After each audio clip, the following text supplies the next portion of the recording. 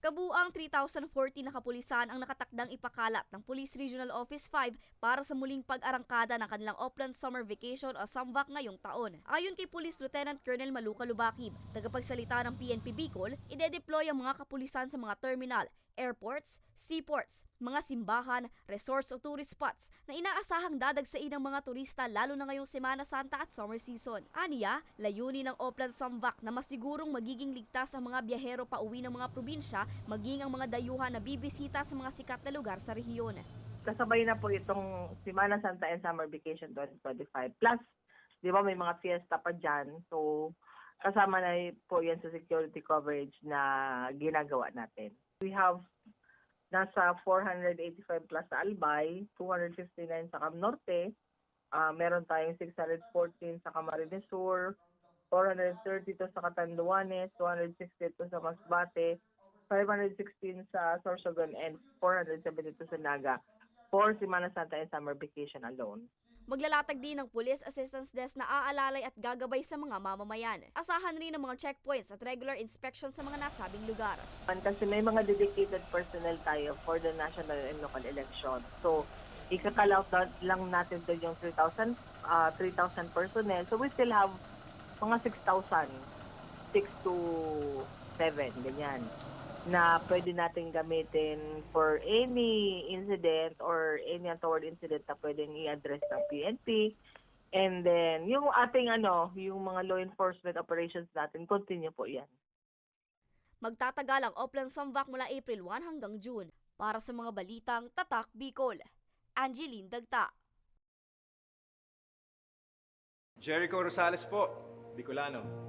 Ngunyan takaypuan, kitabang at kasurog sa edukasyon, sa kalusugan at kabuhayan sa panahon ning sakuna. Ang Ako Bicol, katabang at kasurog ta sa pagtaoki scholarship sa mga aki na nangangaypuan. Katabang at kasurog ta sa kalusugan, kasurog sa pagpasar ni Eddie Garcia Lo. Bilang ermano ng bawat Bicolano, ang buya kong party list may plano.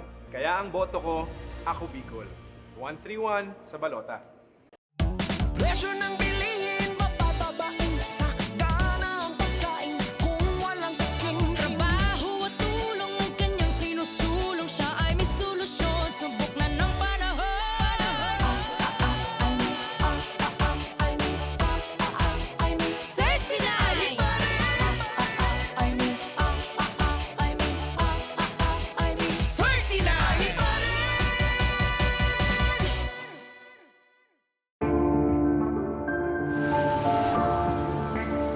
Sabi nila, wala ka daw ginawa nung nakaupo ka sa Senado. Ano pinanindigan mo? Pinanindigan ni Senator Lito kaming mahihirap. Binigyan niya kami ng libreng tulong legal para umunlad. Gagawin ko ang lahat para magbayad sila. Kot! Ang sabi nila, artista ka lang. Ano bang magagawa ng isang action star? Marami nang nagawa si Senator Lito. At ang isa dito ay yung pag-aksyon niya para sa kapakanan naming mga manggagawa. Ang sabi nila, hindi ka daw nakapagtapos sa pag-aaral. Paano mo kami matutulungan? Hindi nga siya nakapagtapos, pero ginawa niya ang lahat para kami ay makagraduate na! Ilan lang yan sa maraming nagawa ni Senator Lito Lapid. Dumanas ka man ng hirap. Lahat ng sabi-sabi sa'yo, inaksyonan mo. Kung ako'y nakaahon, kaya nyo rin. Kaya natin lahat lumaban at umunlad. Tatak Lingkod Lapid, Supremo ng Senado. Lito Lapid, number 35 sa balota. Lito, Lito, Lito Lapid! Lito, Lito, Lito Lapid! Lito, Lito, Lito Lapid!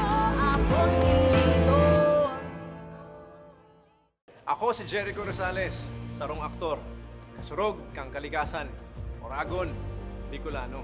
Ang boto ko, Ako Bicol. Ako Bicol, 131 sa balota.